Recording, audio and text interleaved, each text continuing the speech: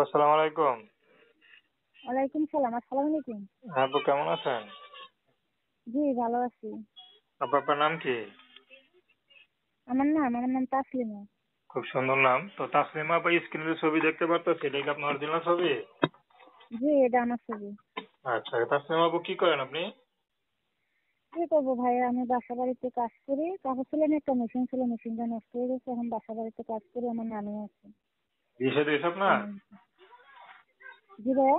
বিয়ে শাদী হয়েছে? জি না। আচ্ছা, তো পড়াশোনা করেন নাই? জি ভাইয়া, পড়ছি।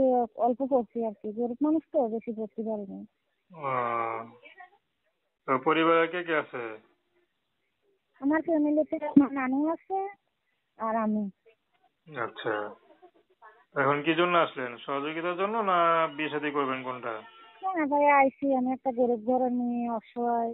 যদি কোনো ভাই, কোনো বন্ধু আমার পাশে থাকে, আমাকে হেল্প সহযোগিতা করে, আমার দায়িত্ব নিতে পারে, তাহলে অবশ্যই সে যা যা বলবে আমি তার কাছে দিয়ে বসবো।